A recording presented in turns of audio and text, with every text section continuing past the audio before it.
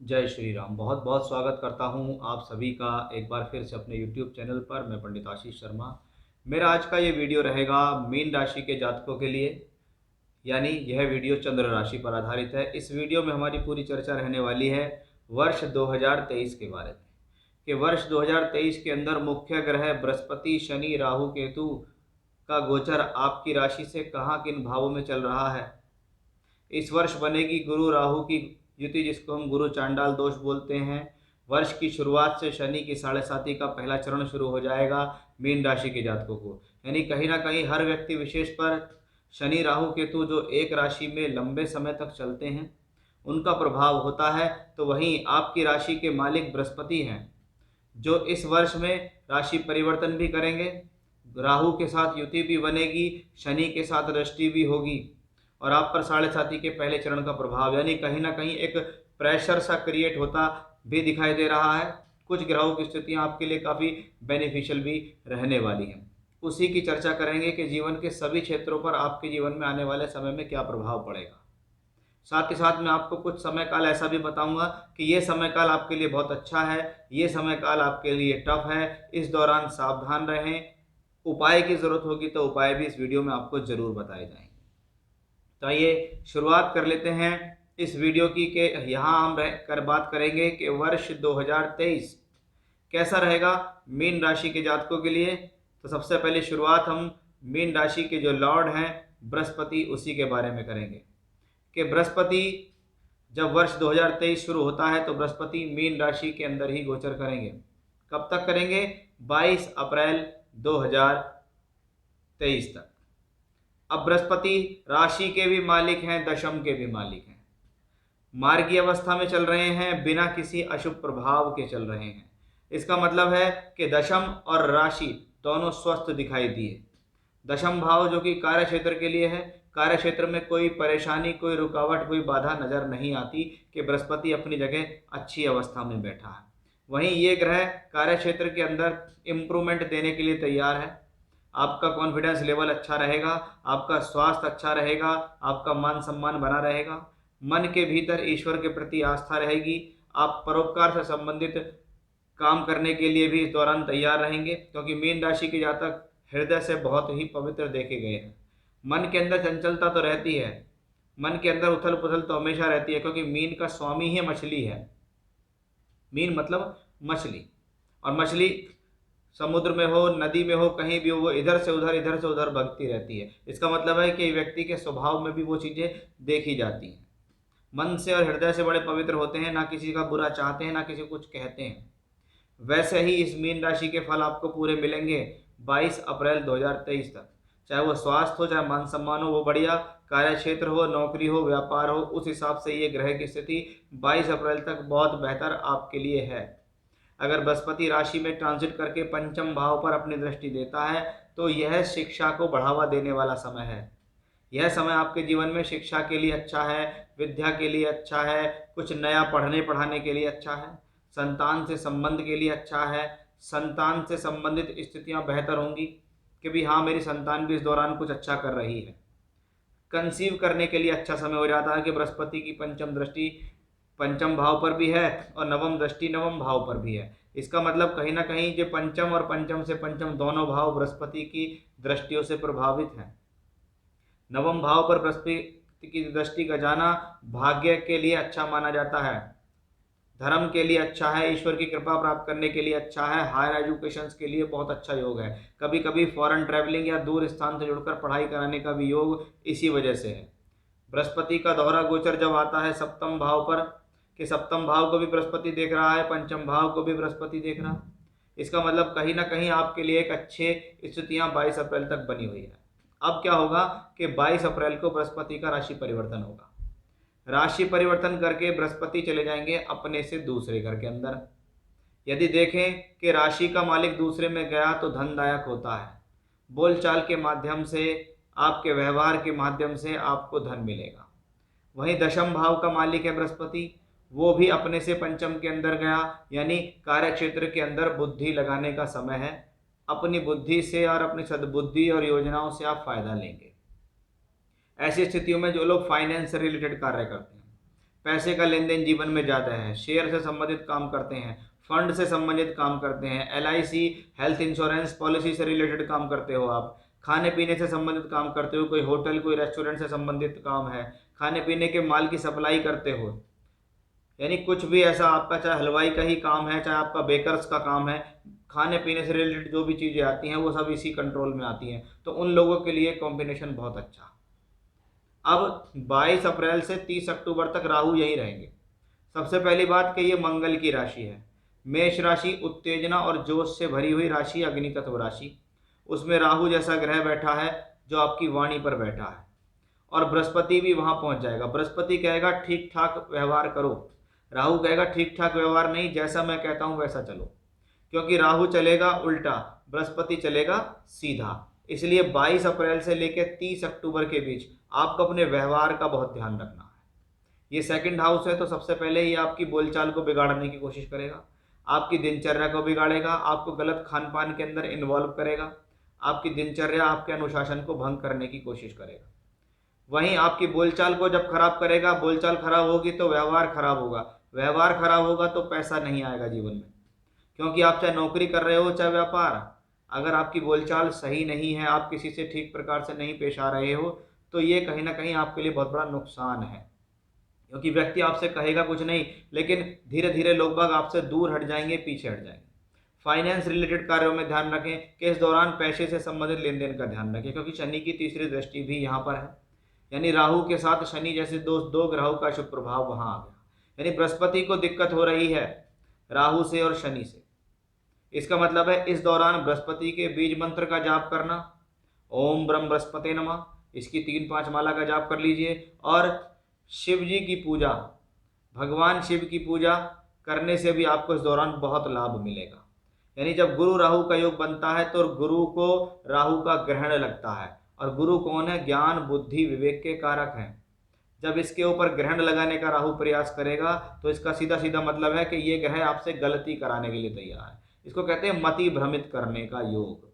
तो उस दौरान, उस पीरियड में 22 अप्रैल से 30 अक्टूबर तक आप विशेष ध्यान रखें, क्योंकि उसके बाद राहु केतु का ट्रांजिट चेंज हो जाएगा, फिर ये स्थिति आपके लिए और अच्छी हो जाएगी।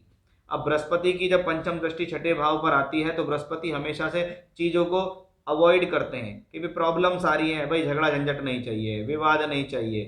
तो छठे घर पे जब बृहस्पति की दृष्टि होगी तो कोर्ट कचहरी झगड़े झंझट को सॉल्व करेगी, संघर्षों को कम करेगी, रोग प्रतिरोधात्मक क्षमता बढ़ाएगी, आपको बीमारी से लड़ने की क्षमता देगी। बृहस्पति की अष्टम भाव पे दृष्टि जहाँ केतु बैठा हुआ है, तो इस दौरान कुछ पारिवारिक मतभेद लोगों से हो सकते हैं, कुटुंब के लोगों से कुछ विचार बिगड़ सकते हैं, लेकिन बृहस्पति की दृष्टि इसको भी संभाल कर रखेगी। यानी यहाँ दोनों ही चीज है कि आपको ध्यान रखना है कि आपके संबंध खराब ना हो। बृहस्पति की नवम दृष्टि जब दशम भाव पर पड़ रही हो तो इसका मतलब है आपका ध्यान आपके कर्म के प्रति पूरा है, आप पैसा कमाने के लिए तैयार हैं, आप अपना जी जान से पूरे तरीके से लगेंगे अपने कार्य क्षेत्र के अंदर। इस दौरान आप कुछ धार्मिक क्रियाकलाप भी करेंगे, कोई धार्मिक यात्रा, कोई धार्मिक आयोजन भी ऐसे समय में होता है, सामाजिक रूप से जुड़ के व्यक्ति कार्य करता है। अब शनि की 7.5 का पहला चरण आपको शुरू हो जाएगा 17 जनवरी से। इसमें समझने की बात है कि शनि आपके लिए क्या है, इसमें पॉजिटिव और नेगेटिव दोनों चीजें हैं, उसको मैं समझाता हूं, उसको आप बहुत ध्यान से समझिएगा। कि देखिए शनि राशि से एकादश और द्वादश दोनों के रिजल्ट देने वाला ग्रह है, यानी लाभ देने वाला ग्रह भी यही है, खर्च कराने वाला ग्रह भी है क्योंकि व्यय स्थान में है। अब दशम एकादश का मालिक 12वें घर में पहुंचेगा, तो इसका क्या मतलब है कि लाभ प्राप्ति के लिए बाहर जाओ या लाभ प्राप्ति के लिए खर्च करो, पहले इन्वेस्टमेंट करो, यात्राएं करो, पहले कुछ अपनी जेब से खर्च करो, तब मिलेगा आपको फल। 12वें घर में शनि अगर ट्रांजिट कर रहा है और अपनी ही राशि में, मूल त्रिकोण राशि में और वायु तत्व राशि में है, यानी ये समय विदेश से योग जोड़ने के लिए बहुत अच्छा है। ऐसे समय में व्यक्ति को विदेश यात्रा होती है, ऐसे समय में व्यक्ति विदेश जाता है, ऐसे समय के अंदर व्यक्ति को दूर स्थान से जुड़कर काम करने की अपॉर्चुनिटी मिलती है।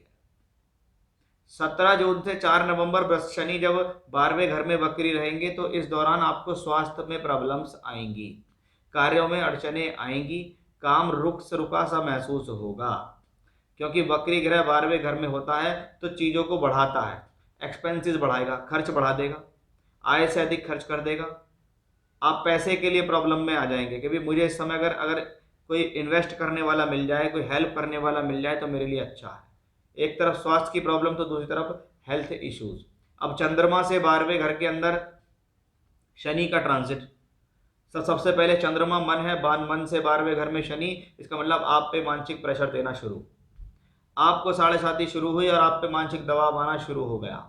शनि की तीसरी दृष्टि सेकंड हाउस पे जहां राहु है, इसलिए आप कभी भी कुछ भी बोल देंगे, जो मुंह में आएगा बोल देंगे, उसकी वजह से परिवार वाले आपसे रूठ सकते हैं।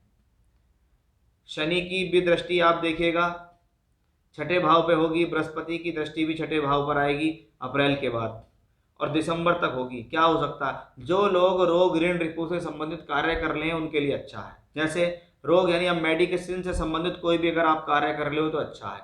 लोन डिपार्टमेंट, फाइनेंस से रिलेटेड, LIC से संबंधित कोई भी काम कर रहे हो, फंड से संबंधित काम कर रहे हो, या एक तरीके से आज के समय में हेल्थ पॉलिसीज वगैरह इंश्योरेंस होते हैं उनका काम कर रहे हो, तो अब वकालत से संबंधित क्षेत्रों के लिए अच्छा है, टैक्स के लिए अच्छा है। जो लोग लोगों के झगड़े झंझट से फायदा उठाते हैं उनके लिए कॉम्बिनेशन अच्छा हो जाता है। शनि की दशम दृष्टि जब आती है भाग्य स्थान पर, व्यक्ति को भाग्य के लिए मेहनत कराती है, लेकिन ये फिर से वो योग है कि पढ़ाई के लिए दूर जाना, फॉरेन ट्रैवलिंग करना और काम के लिए फॉरेन ट्रैवलिंग करना। तो वो दोनों सिचुएशंस, वो दोनों स्थितियां यहाँ हमें शनि से भी दिखाई दी। यानी वर्ष 2023 के अंदर बृहस्पति का ट्रांजिट चेंज होगा तो आपके लिए क्या दे रहा है, शनि वक्री होंगे तो क्या देंगे, मार्गी होंगे तो क्या देंगे, शनि की स्थिति क्या देगी, 7.5 का पहला चरण शुरू हो गया है, तो आपको क्या ध्यान रखना है। अब आपके लिए मंगल बहुत ज़्यादा ज़रूरी प्लेनेट है। क्यों है मंगल ज़रूरी, क्योंकि मंगल सेकंड हाउस धन का मालिक है, मंगल भाग्य का मालिक है। यानी दो ऐसे स्थानों का मालिक है मंगल जो इन स्थानों में बहुत महत्वपूर्णता है कि आपके भाग्य और धन की जिम्मेदारी मंगल ने ली। ये मंगल 45 से 50 दिन तक एक राशि में रहता है। ये मंगल कभी कभी लंबे समय काल तक भी 4 से 5 महीने तक भी एक राशि में रहता है। यानी शनि, राहु, केतु, बृहस्पति के बाद अगर कोई अन्य ग्रह है तो वो मंगल है, और मंगल मीन राशि के जातकों के लिए निभा रहा है एक महत्वपूर्ण भूमिका। अब एक समय आएगा जब मंगल राशि से छठे घर के अंदर ट्रांजिट करेंगे। अब ये छठे घर का ट्रांजिट कब होगा, सिंह राशि के अंदर 1 जुलाई से 18 अगस्त। मेरी बात पे ध्यान दीजिएगा कि एक योग कारक ग्रह है, मैं इसको एक बहुत अच्छा प्लेनेट मानता हूं जो 9th के और 2nd के रिजल्ट देता है। 6th हाउस में जब मंगल होगा, ये समय आपके जीवन में बड़ा बढ़िया होगा। इसको कहते हैं कि आपने दूर से जुड़ के कोई संबंध बना के काम करा, आपके लिए ये समय प्रतियोगी परीक्षाओं के लिए अच्छा हो गया, कंपटीशन में विजय दिलाने वाला अच्छा हो गया, यानी एजुकेशन करने वाले लोगों के लिए बढ़िया अच्छा है। मैंने पहले भी बताया कि बृहस्पति तो एजुकेशन के लिए अच्छे हैं ही हैं, वहीं मंगल भी, क्योंकि छठे से बैठकर नवम भाव पे दृष्टि देंगे। इसका मतलब है आपके साहस में कोई कमी नहीं, कंपटीशन में विजय, शत्रुओं को परास्त करके जीवन में आगे बढ़ने का बहुत अच्छा समय होगा।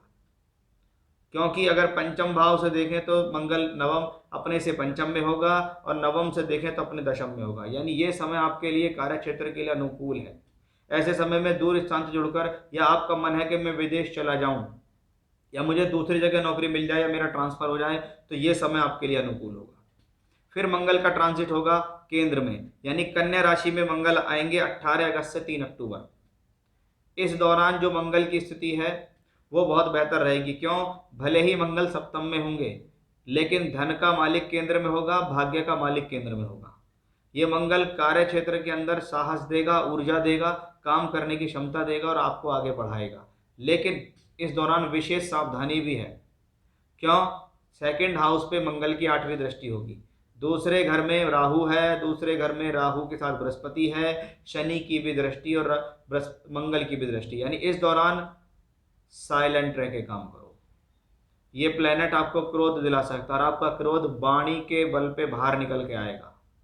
बड़ा टिपिकल समय साबित हो सकता है आपके लिए, सिर्फ किस वजह से, आपकी वजह से, कि आप गलती करेंगे, आप गलत भाषा का प्रयोग करेंगे जिसकी वजह से परिवार में विवाद, पत्नी से विवाद, समाज में विवाद हो जाएगा।